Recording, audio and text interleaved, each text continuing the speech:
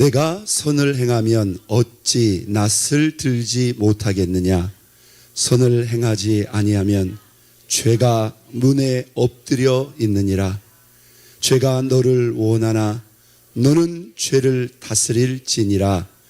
가인이 그의 아우 아벨에게 말하고 그들이 들에 있을 때에 가인이 그의 아우 아벨을 쳐 죽이니라.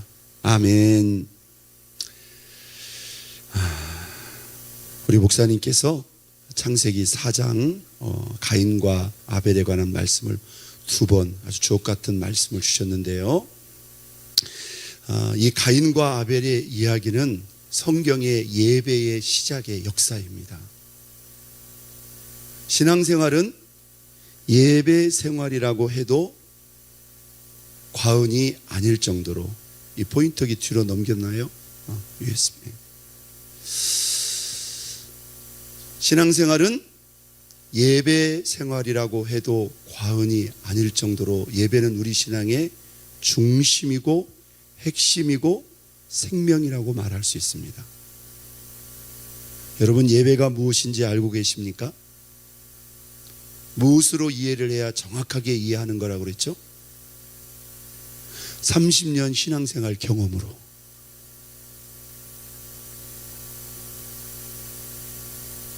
성경대로 예배를 이해해야 되는데, 오늘 창세기 4장의 이 가인과 아벨, 최초의 예배자들의 이 예배를 통해서 하나님은 이 예배의 시작에서부터 우리에게 예배가 무엇인가를 정확하게 보여주고 있다는 거예요.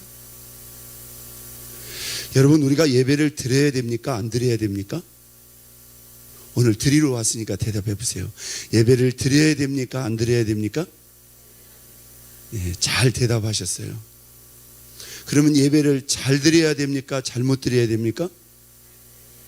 잘 드려야 됩니다. 예배를 반드시 드려야 되고요, 예배를 드린다면 하나님이 기뻐 받으실 만한 제대로 된 참된 예배를 드려야 된다 라고 하는 것을 가인과 아벨의 제사가 우리에게 아주 똑똑하고 분명하게 보여주고 있다는 거예요. 여러분들이 예배를 생각하고 예배를 준비할 때마다 가인과 아벨의 이야기를 저는 생각했으면 좋겠습니다. 예배를 드릴 것인가 말 것인가, 예배를 드린다면 진짜 예배다운 예배를 왜 드려야 되는가. 이 가인의 이야기가 우리에게 마치 우렁찬 목소리로 외치듯이 우리가 왜 받으시는 예배를 드려야 되는가를 우리에게 똑똑히 보여주고 있다는 것입니다. 자, 이미 목사님께서 귀한 말씀 주셨지만 전체적으로 다시 한번 이 부분을 정리하면서 우리가 예배에 대해서 한번 이 밤에 같이 생각해보고, 우리가 주님이 의도하시고 목적하신 대로 성경대로 저와 여러분의 예배관을 바로 세우는 이 밤 될 수 있기를 주의 이름으로 축원드립니다. 미안하지만 많은 성도들이 하나님이 우리에게 예배를 요구하시는 의도를 철저히 우리의 입장에서 잘못 이해하는 경우가 있어요. 우리가 먹고 살기도 바쁜데 어떻게 시간 그 모든 예배를 다 드린단 말인가. 그리고는 꼭 옆에다 덧붙이는 말이 있어요. 내가 장로님도 아니고 권사님도 아닌데, 보니까 장로님도 권사님도 다 드리는 것도 아닌데. 여러분, 장로님이기 때문에 권사님이기 때문에 예배를 다 드려야 되고 반드시 드려야 된다가 아닙니다. 여러분, 예수 믿고 구원받은 모든 하나님의 자녀들은 하나님 앞에 예배 드릴 수 있는 특권과 은총을 가지고 있는 우리 모두는 예배자인 줄로 믿습니다. 어떤 성도도 예배에 예외되는 성도가 없어요. 너무 초반부터 박박하게 나오죠. 그러면 모든 예배를 다 드리란 말인가? 여러분, 우리가 그 이유를 모르고 있다는 거예요. 우리가 먹고 살기도 바쁘고 너무나 피곤하고 힘들기 때문에 드릴 수 있는 것은 드려야 되지만 못 드리는 것은 어쩔 수 없지 않냐, 이런 식으로 우리가 생각하다 보니까 나중에 드릴 수 있는 예배는 어느 순간 주일 예배밖에 없더라. 아직 거기까지 밀리지 않는 분들도 있지만, 그런데 이게 지금 우리가 예배를 제대로 이해하고 있는 거냐 말이죠. 이걸 거꾸로 정리하면 예배에는 드릴 수 있을 때 형편에 따라서 그냥 드리면 되는 것이다, 이렇게 우리가 결론 내려도 되는 것일까요? 아니라는 것입니다.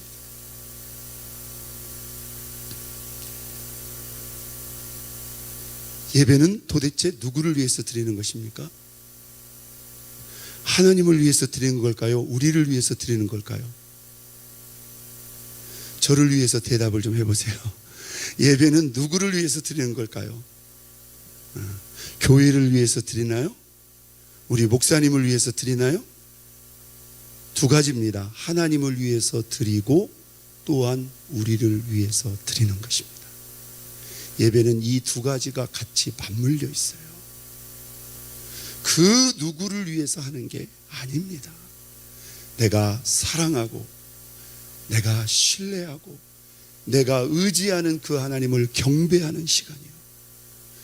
그 하나님을 경배할 때 하나님이 우리에게 이 예배를 통해서 말할 수 없는 은총과 축복과 은혜를 부어주시기 때문에 결과적으로 그것은 시작은 하나님을 위한 시간이었으나 결과적으로는 누구를 위한 시간이요? 우리 모두를 위한 시간이 된다는 거예요. 자, 예배를 안 드리면 누가 손해보죠? 우리가 손해보는 거예요.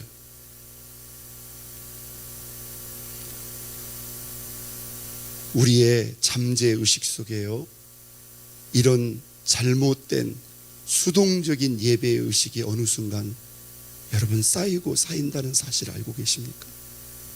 바쁘면 피곤하면 못 드릴 수도 있지, 어떻게 그 예배를 다 드려, 이렇게 우리가 타협하며 서서 예배가 무너지는 거죠.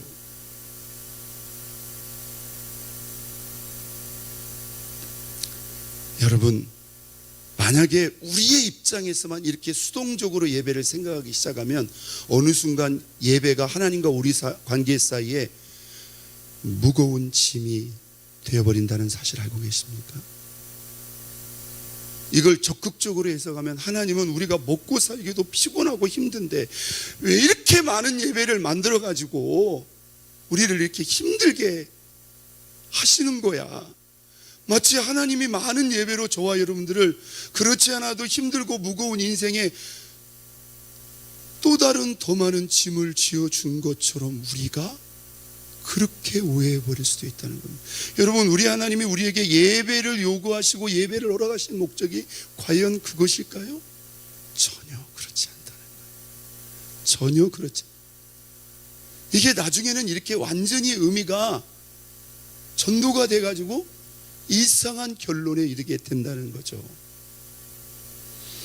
자, 인류의 조상 아담과 하와가 하나님의 말씀을 믿지 못하고 악한 마귀 사단의 게임에 빠져서 그들이 범죄합니다. 그것으로 말미암아 인간의 영혼, 의식과 무의식 속에 뭐가 들어옵니까? 죄가 들어옵니다. 하나님은 인간을 죄인으로 짓지 않은데 그들이 죄를 범함으로 말미암아 그들에게 죄가 들어왔습니다. 자기 중심적인 죄성을 가진 죄인이 되어버렸다. 거룩하신 하나님과 죄인된 인간은 더 이상 에덴 동산에서 함께 살 수가 없습니다. 그래서 하나님이 그들을 내쫓습니다. 이제 그들은 땀을 흘리며 일하지 않으면 먹고 살 수가 없고, 여자는 생명을 잉태하면 그 아기를 낳을 때 큰 해산의 고통을 감수해야 됩니다. 그뿐만입니까?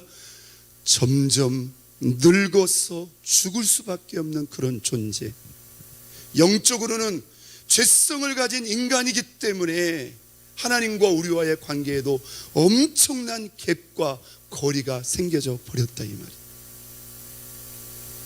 에덴 동산에서 마치 한 집에서 가족처럼 살았던 하나님과 인간이 이제 엄청난 거리감이 생겨져 버렸단 말이에요. 자, 이렇게 하나님의 말씀을 믿지 못하고 스스로 죄인된 인간에게 하나님은 말씀하신 대로 그들에게 말씀하신 대로 죄에 대한 징계와 형벌도 내리셨지만 그게 전부였는가? 그렇지 않습니다. 그들을 에덴에서 내쫓으셨지만 당신의 형상과 모양을 따라 지으신 인간을 향한 하나님의 사랑은 사실상 여기서부터 본격적으로 시작됐다는 거예요. 자, 결과적으로 죄인이 됐어요. 자, 이미 죄인된 이 인생을 향한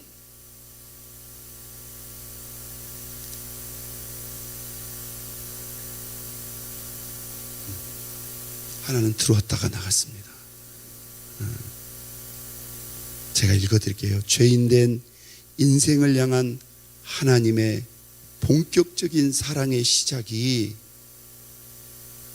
오히려 인간이 죄인 됐을 때부터 시작됐어요. 사실 우리가 창세기 3장에 보면요, 마치 하나님이 당신의 형상과 모양을 따라 지음받은 인간이 완전히 그냥 실패작이 되어버린 것과 같은 그런 좀 이해 안 되는 절망감을 느낄 수가 있습니다. 과연 하나님의 실패로 끝난 것일까요? 아닙니다. 이미 죄인이 되었지만 죄인된 그 상태에서 하나님은 모든 인류를 구원한 놀라운 사랑의 계획을 말씀하시는데요. 자, 3장 15절 말씀.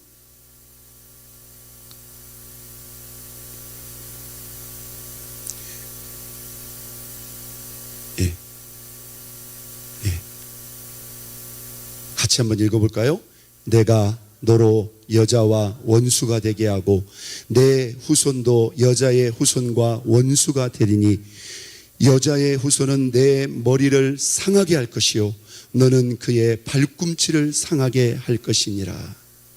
여기서 여자의 후손은 예수 그리스도이십니다.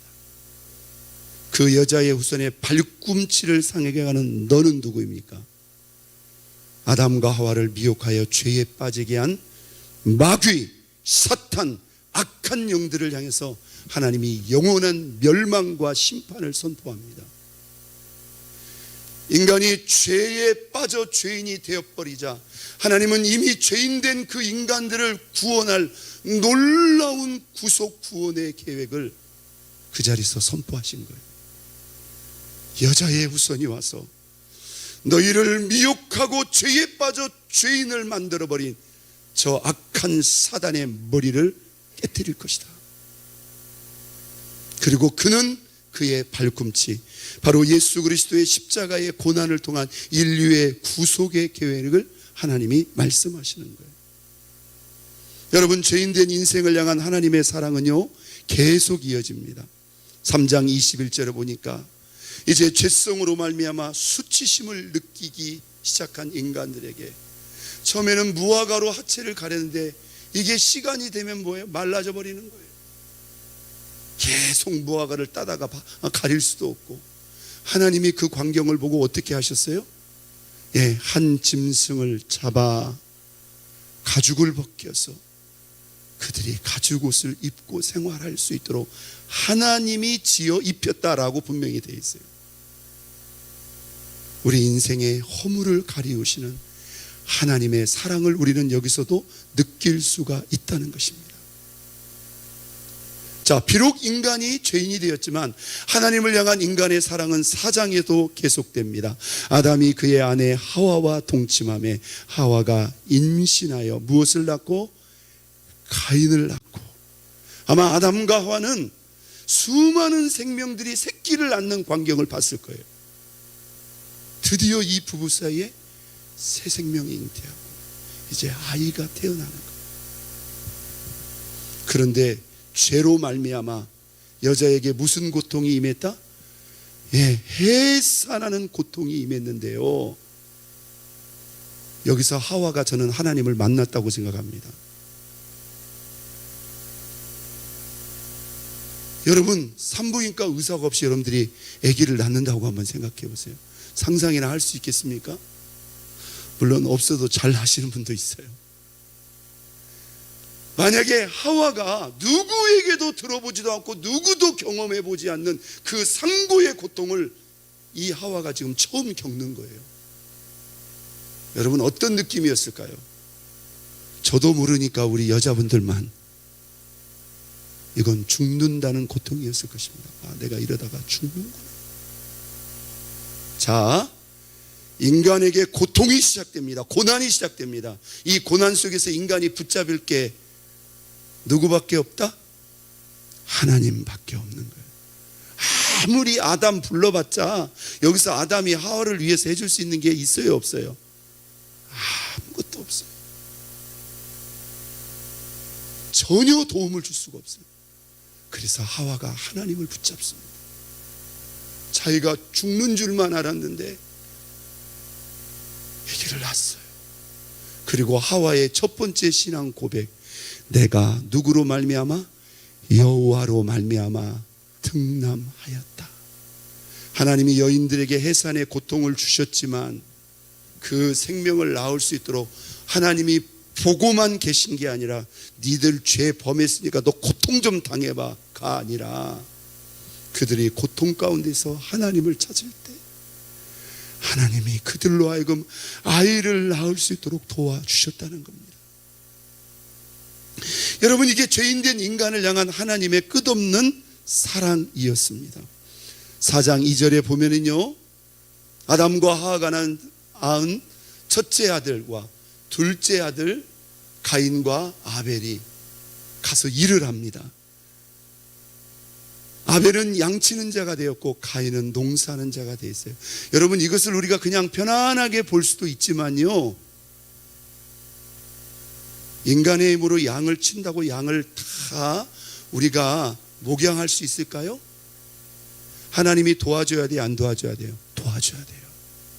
가인이 이른 아침부터 늦은 저녁까지 열심히 일을 한다고 해서 수많은 농작물의 생물을 거둘 수 있을까요, 없을까요? 하나님이 적당한 햇볕과 때를 따라 비를 내려주시지 않으면 어림도 없는 일입니다. 하나님은 그들에게 땀을 흘리게 하셨지만 그들이 땀을 흘렸으라도 먹고 살 수 있도록 그들에게 이런 많은 수확물을 주셨다는 거예요. 할렐루야. 이게 인간을 향한 하나님의 사랑입니다. 자, 예수 그리스도의 구속의 계획을 말씀하셨다. 짐승을 잡아 가죽옷을 입혀주셨다. 본인의 힘으로 감당할 수 없는 해산의 고통을 도와주셔서 새 생명을 얻게 하셨다. 인간이 나가서 열심히 일을 했지만 그 열매를 얻을 수 있도록 우리 하나님 또한 그들을 보살펴 주었기 때문에 열매를 거둘 수 있는 겁니다. 여러분, 올 가을에 비가 유달리 많이 왔잖아요. 그래도 이렇게 멈췄기 망정이지, 그런 식으로 한 달 보름 계속 비가 온다고 해서 농작물이 다 썩어버립니다. 뭐 최첨단 농업 기술이라 할지라도요, 하나님이 기본적으로 도와주시지 않으면 거둘 게 있다 없다. 여러분, 북한 사람들이 게을러서 못 거둔 줄 아세요? 하나님이 그 사람들을 도와주시지 않으면 거둘 수가 없는 거예요. 하나님이 하늘을 닫아버리면 북이스라엘 땅에 몇 년 동안, 3년 반 동안 비가 뭡니까? 이슬도 내리지 않으니까 왕도 자기 가축을 기를 수가 없는 거예요. 여러분, 하나님이 주셔야만 우리가 거둘 수가 있는 거예요. 여러분, 이게 농사 짓는 사람, 양치는 사람들 이야기만 같죠? 여러분 직장, 여러분 사업, 이 나라와 민족, 세계 모든 경제, 대외적인 모든 여건, 하나님이 그냥 바라만 보고 계신 것 같죠? 아닙니다, 여러분. 하나님이 우리가 살 수 있도록 그 사랑이 지금도 이어지고 있는 것을 여러분 믿으시기를 바랍니다. 자, 이상 하나님이 죄인된 인간에게 끝없는 하나님의 사랑을 주셨는데요, 이 죄인된 인간에게 하나님이 또 하나 열어주신 말할 수 없는 은총이 있어요. 여러분, 그게 뭔지 아세요? 죄인된 인간, 이미 죄인이 되어버린 이 인간이 누구 앞에 나와서? 거룩하신 하나님 앞에 나와서 예배함으로 다시 그분 앞에 나와 그분을 만나고 그분과 교제할 뿐만 아니라 하늘에 속한 하나님만이 주실 수 있는 신령한 은총과 복을 받고 누릴 수 있는, 하나님과 인간이 만날 수 있는 예배의 문을 하나님이 허락하셨다는 거예요. 여러분, 이걸 하나님이 허락하셨기 때문에 가인도 아벨도 드릴 수가 있었단 말입니다. 세월이 지난 후에 가인은 땅의 소산으로 제물을 삼아 여호와께 드렸고, 아벨은 자기도 양의 첫 새끼와 그 기름으로 드렸다.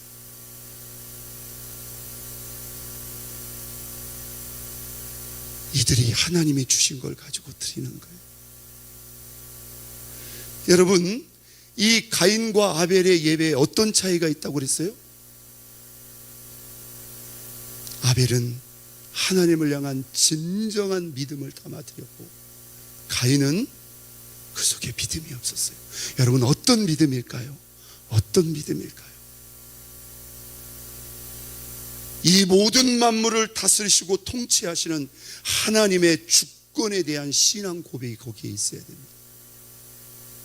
하나님이 나를 도와주시고, 하나님이 나를 보살펴 주셔서 내가 이렇게 많이 거두어서 하나님 앞에 드릴 수 있었습니다. 여러분, 우리가 예물을 드릴 때마다 그런 마음으로 드려야 됩니다. 할렐루야. 저는 틀림없이 아벨의 제사에는 감사의 믿음이 있었다고 생각합니다. 그런데 가인은 뭐예요? 감사한 마음이 없었어요. 왜? 자기가 거둬들이는 이 모든 것의 배후에 하나님의 주권의 손길이 있다는 것을 이 사람은 몰랐던 겁니다. 인정하지 않는 거예요. 아버지가 드리라고 그러니까 그냥 마지못해서 형식적으로 드리는 거예요. 하나님이 그 속을 훤히 내다보고 있는데요.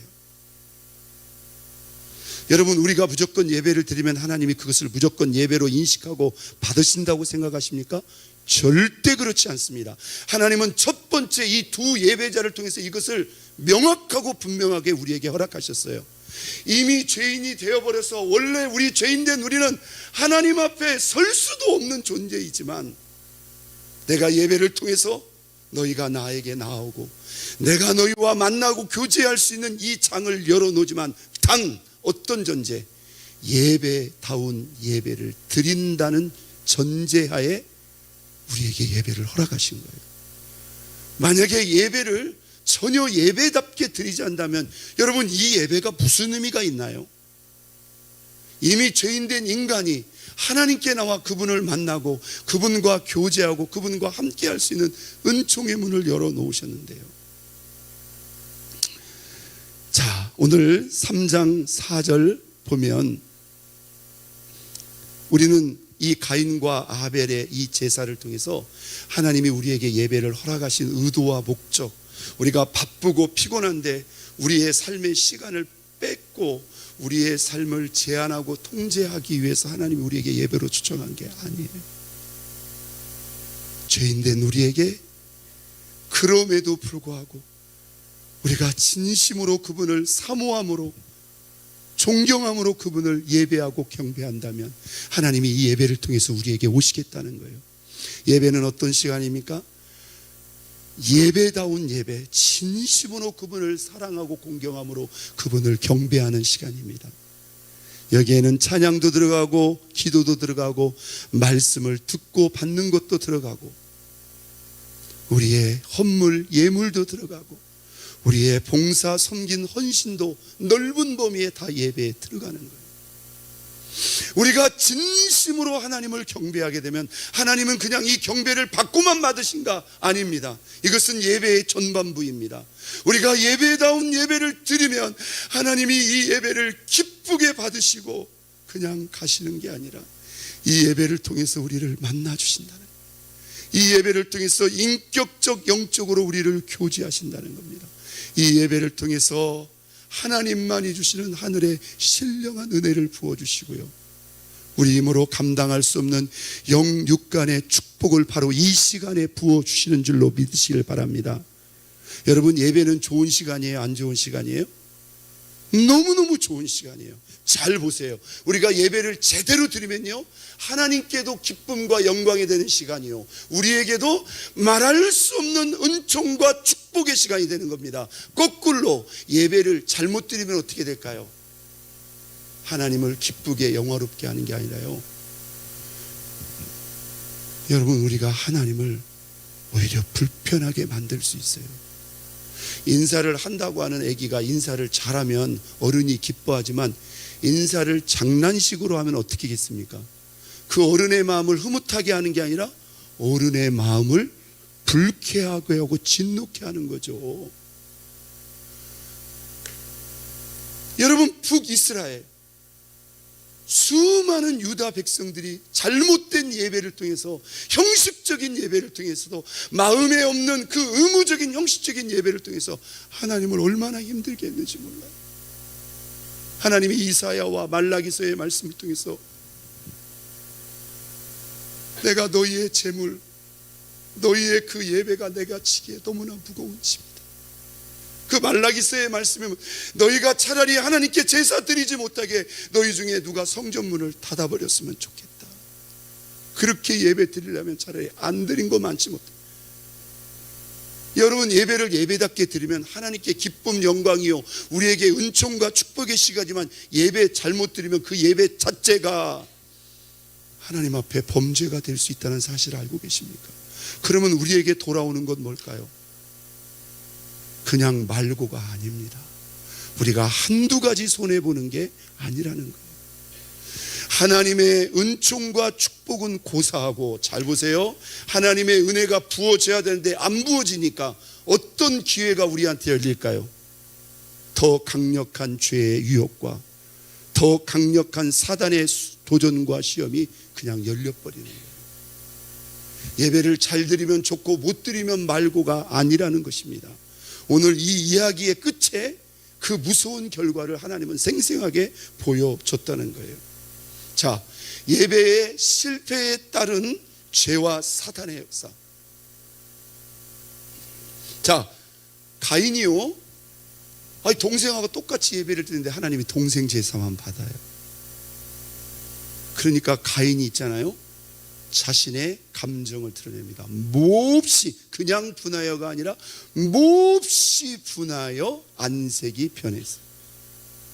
자, 결과적으로만 본다면 둘이 다 받든지 둘이 다 안 받든지, 그래도 내가 형인데 왜 동생 제사만 받으시냐고, 그냥 결과적으로 조금 기분이 나쁠 수도 있어요. 근데 이 가인이요, 이게 지금 누구한테 분이 난 건가요? 자기 예배를 안 받으시는 하나님께 분이 난 거예요. 아니, 나도 예배 드렸는데 왜 내 예배를 안 받으시냐고. 여러분, 이게 가인만의 이야기인 것 같죠? 아니, 나도 똑같이 신앙생활하는데 왜 누구만 이렇게 은혜를 받는디야. 전라도 쪽으로 넘어갔습니다. 여러분, 우리가 의식 무의식 쪽에 그런 생각을 한다니까요. 그런데 우리가 가인처럼 몹시 분하여 안색이 변할 정도는 아니지만 우리 스스로 있잖아요, 그런 회의, 그런 영적인 혼란에 빠져들 수 있단 말이에요. 여기서 우리가 정신 차릴 것은 뭐냐면, 하나님이 누구는 사랑하고 누구는 안 사랑하나요? 절대 그럴 일 없습니다. 그러면 하나님께 문제가 있는 거예요? 우리 쪽에 문제가 있는 거예요? 질문하는 내가 문제가 있는 거예요? 대답 안 하는 여러분이 문제가 있는 거예요? 예? 여러분, 이것은 지금 가인 쪽에 문제가 있는 게 아니, 하나님 쪽에 문제가 있는 게 아니라 분명히 가인 쪽에 문제가 있어요. 오히려 지금 분을 내야 될 사람은 누구예요? 하나님이시죠. 너 내가 그렇게 많은 농장볼 걷게 해줬는데 너 그렇게 예배 그렇게밖에 못 드려? 오히려 하나님이 안식이 변화되는데 자기 예배 안 받았다고, 자기가 예배 잘못 드린 것은 생각 못하고 막 하나님 앞에 막 얼굴이 울그락불그락 하면서 그러는 거예요. 하나님이 가인에게 말합니다. 네가 분하여함은 어찌 됨이며 안식이 변함은 어찌 됨이냐. 가인아, 도대체 왜 네가 분하여하고 왜 네가 안색이 변하냐. 여러분, 가인은 예배를 잘못 이해하고 있기 때문에 그러는 거예요. 여러분, 우리도요, 우리가 지금 예배를 예배답게 드리는가, 우리 자신 뒤돌아봐야 됩니다. 할렐루야, 뒤돌아봐야 됩니다. 여러분, 우리가 예배를 제대로 온전히 드리는데 설마 우리 하나님이 예배를 안 받으실까요? 그럴 리가 있어요, 없어요? 절대 그럴 리가 없습니다. 거기에 오차가 있을까요, 없을까요? 절대 없습니다. 하나님은 우리의 신실하고 진정한 예배를 받으시고 연락하시는 걸 여러분 믿으시기를 바랍니다. 여러분이 지금 얼마나 피곤한 몸을 가지고 힘든 마음을 가지고 어떤 상황에서 지금 예배 드리는 것조차도 저는 다 몰라요. 그러나 하나님은 다 하신단 말이에요. 믿습니까? 하나님은 다 하신단 말이에요. 그러면서요, 이 가인이 큰 죄를 범하기 전에 오늘 본문에 아주 중요한 말씀을 합니다. 얼굴이 붉어져 화를 내는 이 가인에게 하나님이 이렇게, 네가 선을 행하면 어찌 낯을 들지 못하겠느냐. 선을 행하지 않는다면 죄가 문에 엎드려 있느니라. 죄가 너를 원하나 너는 죄를 다스릴지니라. 이 말씀이 대단히 중요한 말씀입니다. 이게 창세기 4장에 기록되어 있다는 이 자체가 사실은 너무나 놀라운 거예요. 저는 오늘 이 말씀을 여러분에게 설명하기 위해서 제가 다시 이 본문을 들고 온 겁니다. 여러분, 문맥의 흐름상 네가 선을 행하지 아니하면, 선을 행하면, 이 선은 무엇일까요? 문맥의 흐름상, 자, 의로 번역하게 되어 있어요. 네가 똑바로 하지 않았다면 네가 왜 얼굴을 못 드느냐.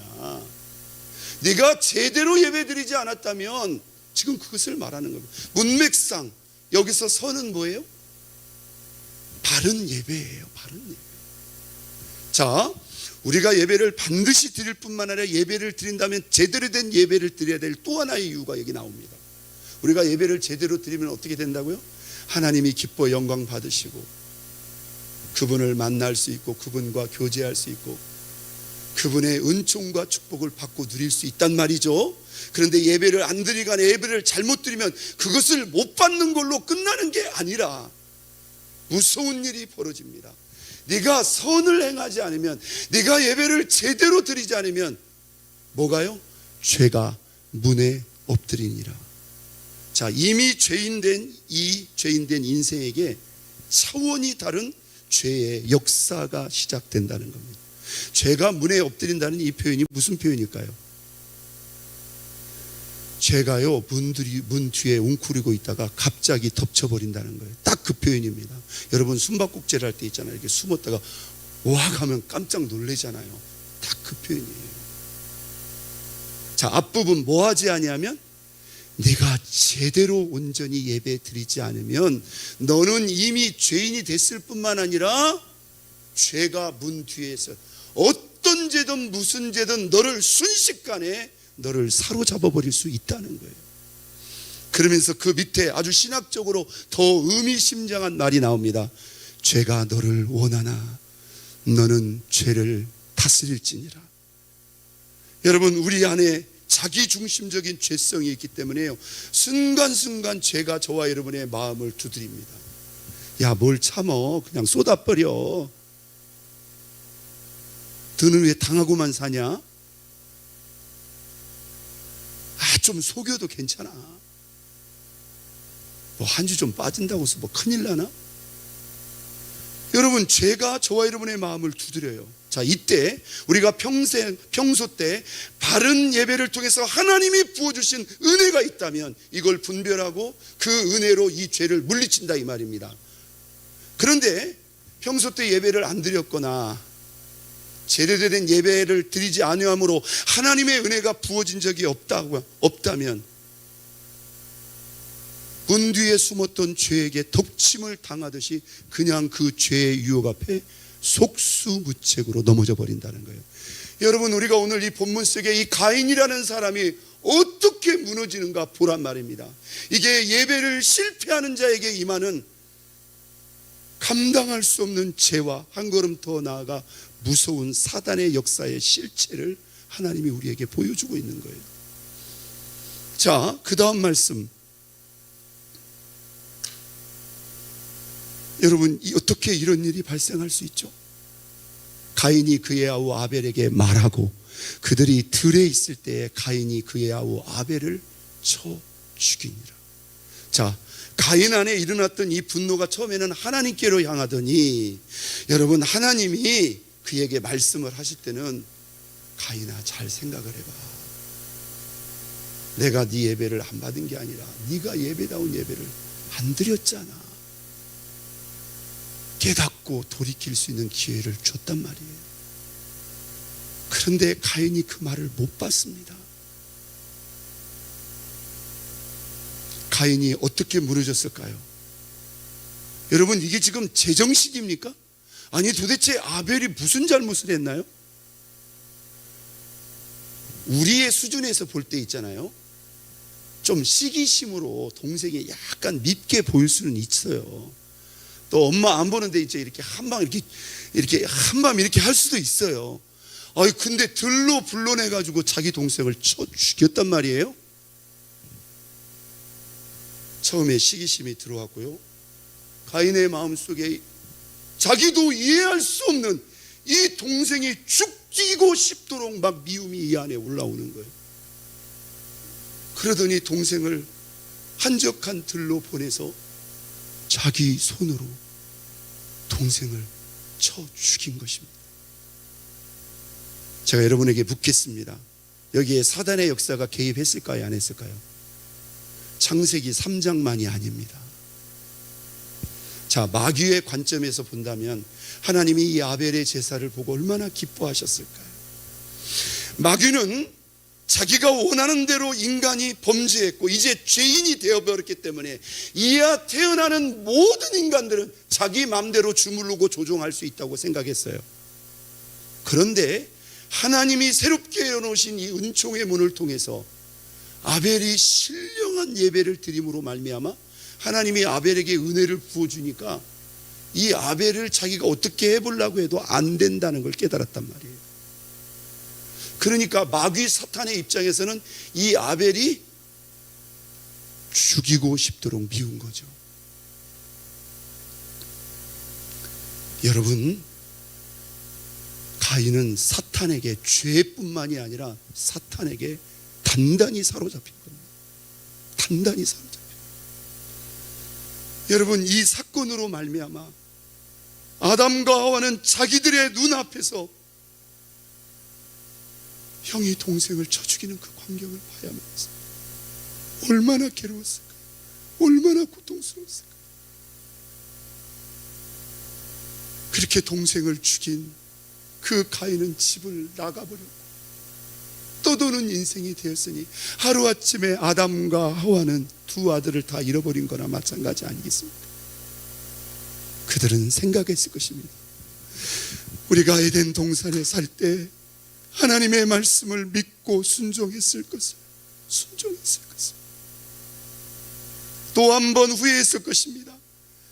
내가 가인과 아벨에게 예배를 제대로 가르쳐서 제대로 예배를 드리게 했다면 우리 장자 가인이 저렇게 미쳐 날뛰지는 않았을 텐데.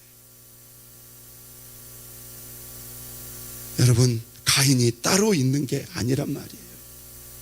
그렇게 신앙생활 잘하던 분이요, 그렇게 무서운 죄에 빠집니다. 하나님의 손에 붙들려서 주의 길을 갔던 목회자들도요 무서운 죄에 빠지는 경우가 있어요, 없어요? 있습니다. 그게 그냥 일어날 수 있는 것일까요? 아닙니다. 반드시 잘못된 예배의 틈에서부터 시작됩니다.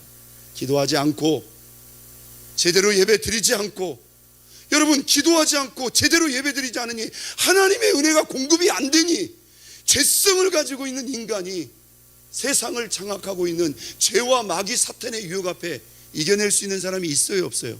어림도 없는 소리입니다. 그래서 예수님이 제자들에게 시험에 들지 않게 깨어 있어 기도하라는 거예요.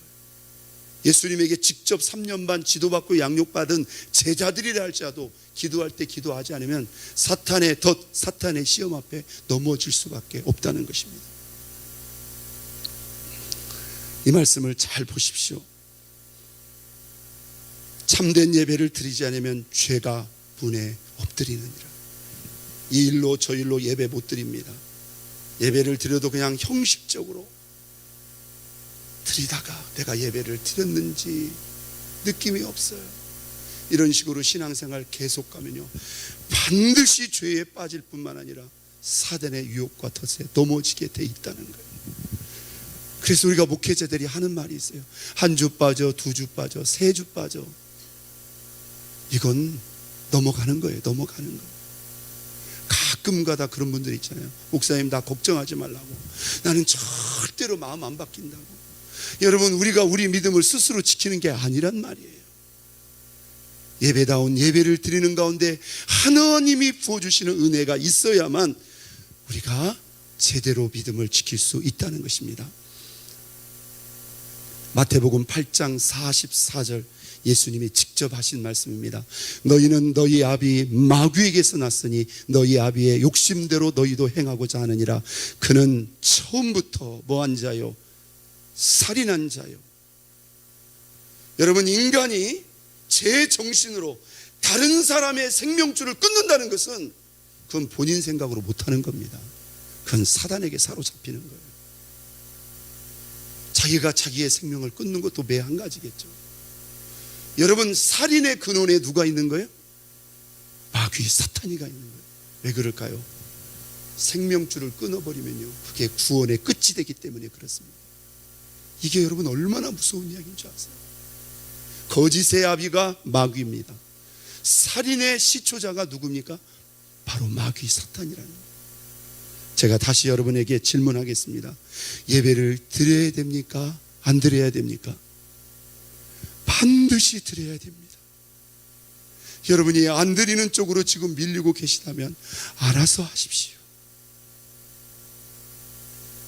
예배를 드리되 잘 드려야 됩니까? 잘못 드려야 됩니까? 반드시 잘 드려야 됩니다. 왜요?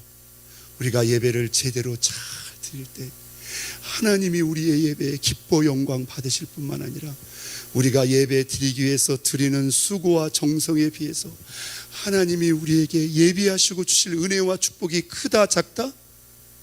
비교할 수 없을 정도로 크다는 거예요. 하나님, 우리 시간 뺏으려고, 하나님, 우리 바쁜데 피곤한데 우리를 더 피곤케 하려고 우리로 예배를 부르신 게 아니었다는 것입니다. 이미 최초의 예배자의 이 예배를 통해서 우리에게 말씀해주고 있는 것입니다. 가인과 아벨의 제사는 우리에게 말합니다.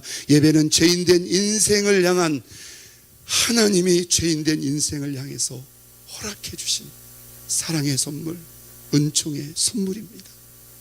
여러분, 이 선물을 거절하시면 안 됩니다. 이 선물을 외면해서는 안 됩니다.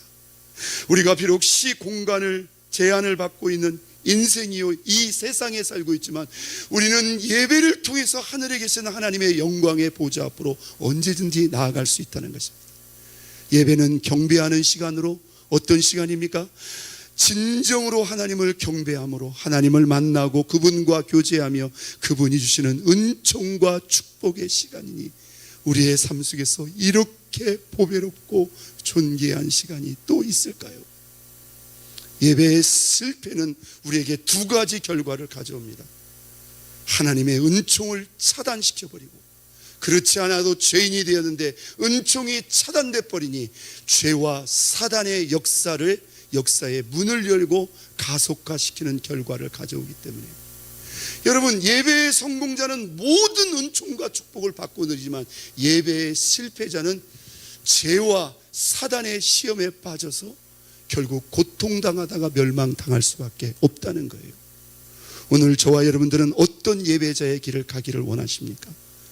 가인이 아니라 아벨처럼 참된 예배자가 돼서 예배를 통한 하나님의 모든 은총과 축복을 온전히 받고 누리는 저와 여러분 모두가 될 수 있기를 예수 그리스도의 이름으로 축원드립니다.